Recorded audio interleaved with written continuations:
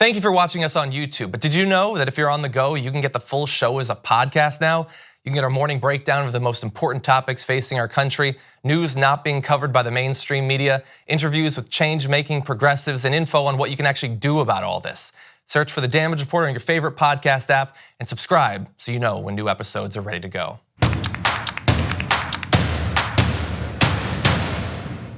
There are few people better placed to join the show and help us break down this political situation we find ourselves in these midterms than Nina Turner. And I'm very excited to welcome her to the show right now. Nina is not only the president of Our Revolution, professor, she's also the host of We the People, one of the newest podcasts on the TYT audio network. Welcome to the show, Nina. Thanks, John. Good to be with you. It's great to have you on. So there's a lot of topics that I want to talk with you about, but on the show we were just speaking about Nike's new partnership with Colin Kaepernick and some of the protests against that. How do you react to the way that many Americans have greeted Nike working with Colin Kaepernick? It's very disappointing. It's very ridiculous. I know that they're burning Nike gear. I saw one, John, you probably saw this one where this guy cut holes in his Nike gear and put it on like he was wearing a KKK hood. Oh, I missed that. It's just disgusting. And it's just one more reminder that this country does specialize in racism and bigotry, that we have some demons in this country that we need to really deal with. We do need a truth and reconciliation, similar to what they did in South Africa. And it certainly is not that all is well in South Africa, but at least at first, when President Nelson Mandela was taking over, they did have the courage to say we do need to have truth and reconciliation. We have never had that in this country. We pretend as if we have overcome racism and bigotry and discrimination, and we have not. So I am the PG version of what I'm able to say on your show, since it's a daytime show, is that I am very disappointed that some Americans would choose to do that over Colin Kaepernick, who is really a modern day freedom fighter, in my opinion. Now, so look, obviously, as you point out, we've had these racial problems, including institutionalized racism, laws, Jim Crow, police brutality, all this lynching, all of that. Yes. And now we have, it's very out in front, like we have literal Nazis marching. Donald Trump appears to have emboldened some of these people, but he's really playing on a history that we've had since before the United States was even a country. If we were to be able to snap our fingers and get rid of Donald Trump, how much, if at all, do you think that would actually help America in dealing with some of these racial issues?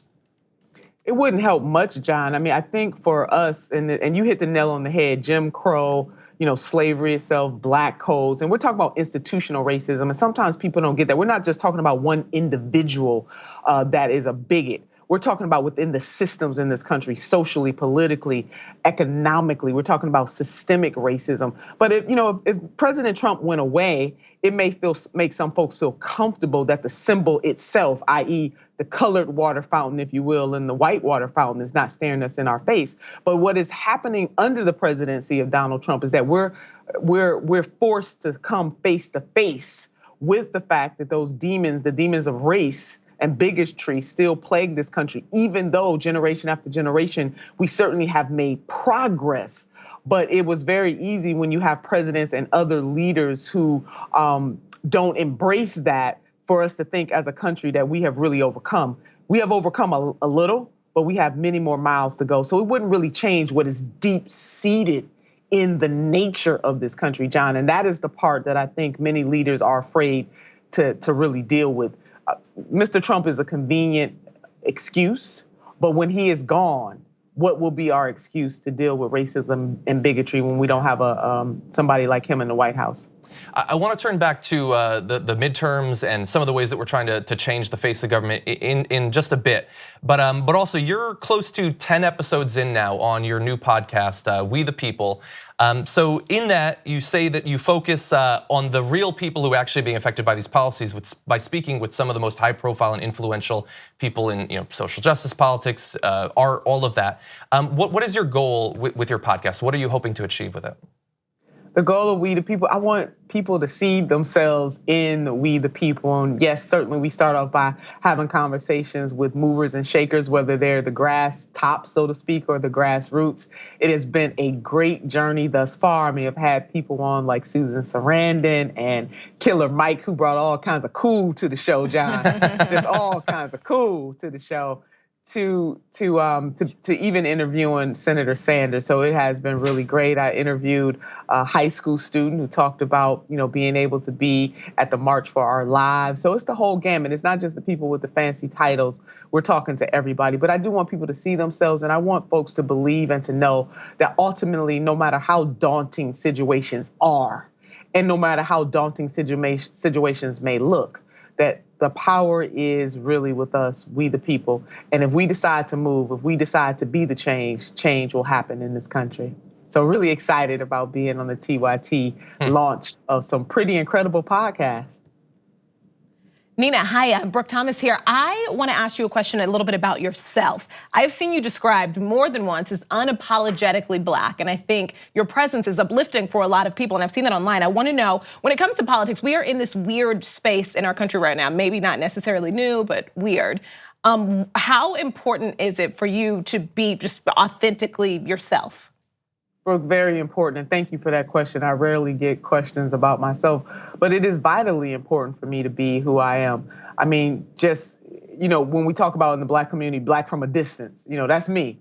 And also the way that I comport myself, the way that I talk, the way that I express, I bring the thunder and the rain and the lightning, just being me. It is important to be able to do that, and I'm really excited that in this country, even though we still have many more miles to go, there is been more of an embrace, because Brooke, as you know, because we shared, the same skin, maybe not necessarily totally the same experiences, but we do know that Black women in particular, whether it's our hair that's political, we're angry when we're being assertive, when we do have every right to be mad as hell about a whole bunch of stuff that's going on in this country.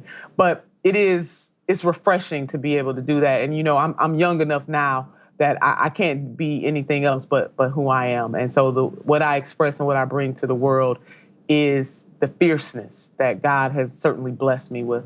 And that is actually what I want to turn to now. The mission of our revolution is obviously to have the right sorts of candidates actually win office. And in this primary cycle, we have had a number of really great candidates. Some big wins, a few unfortunate and painful losses.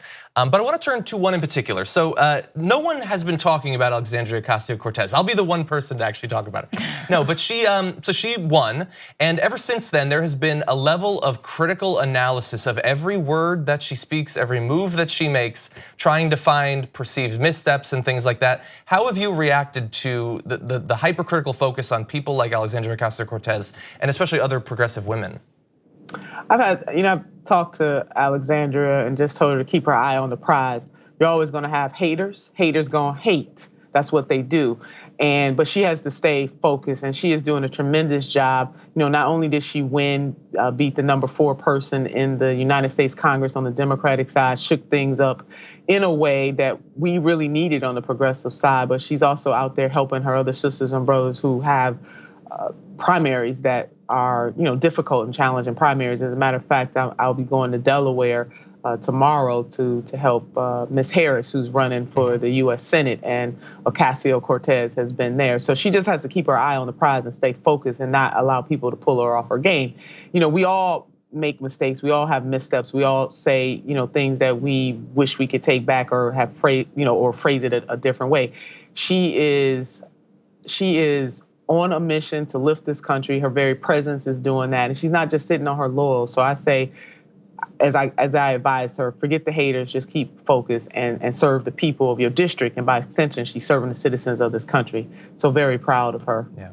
So far we've been doing live primary coverage, and we'll be doing it later tonight. And we have a running joke that every time another Our Revolution backed candidate wins, Politico writes another article about how our revolution is falling apart. And the crowd is huge and growing. How satisfied are you so far with this primary cycle and the ability of progressive primary challengers to win? I'm very satisfied, John, and you're right. As speaking of haters are going to hate, political, certainly in that category. They won't give us, even if it's one of our candidates, they'll find a way to say that the revolution is dead. But the revolution, the state of the revolution is strong. And as you mentioned, listen, we are gonna lose some. So news flash. When you are challenging establishment candidates, when you are going against the grain, when you are shaking things up, when you are taking risk, when you are the man or the woman in the arena, to give a shout out to President Teddy Roosevelt, oh yeah, you're gonna lose some. We just celebrated our 2nd birthday. Happy birthday, our revolution. And we are winning almost 50% of our races. And we do take the hard races. As I shared with my team the other day, some people have a smooth surface. Some people have to overcome rocks. Some people got to jump mountains or hills, and other people have to jump mountains. Well, guess the assignment that our revolution has taken on? We're jumping mountains, baby. We're mountain jumpers. And with that, we understand our position in the universe. But you know what, John and Brooke, even when our candidates are not necessarily successful in their race in terms of absolutely winning the seat, we are softening the soil for the next progressive so that they will have the courage and also the footprints in the sand, if you will, and they don't have to start from scratch. So I say we win even when our candidates are not successful because we are softening the soil. But baby, we got some real wind under our belts. I mean, when you look at Gillum in Florida, when you look at Abrams in Georgia, and when you look at our very own former Our Revolution board member, Ben Jealous in Maryland, 3 African-American candidates running for governor going into that general, all backed by Our Revolution. Not when they won their primary. We didn't come in late like some of these folks. We took the chance with them from the beginning and we believe in them. And so we're shaking things up. You got people like, even in Iowa, we have our Native American sister running there, Miss Jordan. So they're, the diversity, not just the diversity that we can see, it's not just the gender and the phenotype, that's the complement. But we actually have candidates that when they get that power, they're gonna use that power on behalf of the people. They're not afraid to say we need to increase the minimum wage to a living wage. They're not afraid to say, yes, we need Medicare for all. They're not afraid to talk about the injustices in the criminal justice system. They're not afraid to talk about why we need to expand voting rights in this country. Those are the kinds of candidates that we are supporting, John and Brooke, and we are vitally proud of it. So yes, we are mountain jumpers, just in case people don't understand that. And so when people want to measure us, we're taking the risk. We have candidates who are not highly financed. We have candidates that don't have the big connections or the big names. They are running the hard races and we are proud of them and we're by their side every step of the way.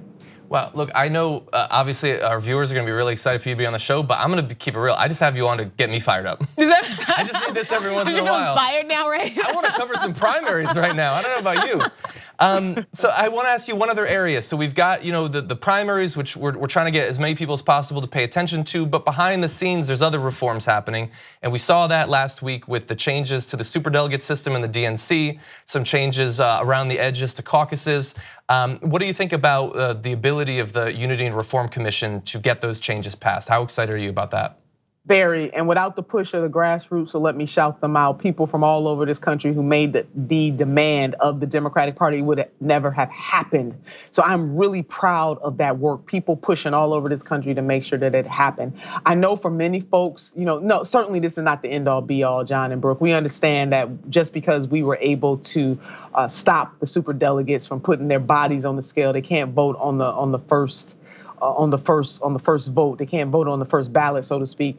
We know that more reform has to happen within the Democratic Party, but we do have to look at this as one step in the right direction. It is a victory. And as you just said, that in the caucuses, people have to wait all day sometimes and they can't wait all day. Yeah. And to make it so that people can do an absentee ballot, to make it sure people can come in and vote, to make the caucus process more democratic is a beautiful thing. So we should celebrate our wins, not rest on our laurels, know that we have many more miles to go. We need to do things in states like New York, New York is totally controlled by Democrats, for example, where you have to register almost a year in advance to be able to vote in a race. That doesn't make any kind of sense at all. So we're going to continue to work to make the Democratic Party more open, more transparent, more accountable, and certainly more democratic. But I am very excited. I want to shout out the Bernie 8 that served on the Unity Reform Commission, our very own Larry Cohen, who's the chair of the Our Revolution board. You may remember him, John and Brooke. He was the president of the CWA, the Communications Workers of America. He was the co-chair on the Unity Reform Commission, and he did a tremendous job. We had to whip votes. None of that stuff happened by accident. It happened on purpose, and it happened because the people demanded more, and we must keep demanding. We can't rest on this. This is only one step of the process. Well, I could not agree more. Nina Turner, thank you so much for joining the Damage Report. Please don't be a stranger. We'd love to have you back on. Well, thank you, John, and thank you, Brooke. Thank you. Thank you. And of course, you can download Nina's podcast, We the People, on the TYT Audio Network. A bunch of great guests already on the episode she's already filmed, and obviously much more to come. Thank you very much for watching this clip from the Damage Report. If you liked it, don't forget to subscribe to this channel and ring the bell on YouTube to get notified of our new videos. And catch the Damage Report every weekday at 12 p.m. Eastern, 9 a.m. Pacific on TYT Network on YouTube TV.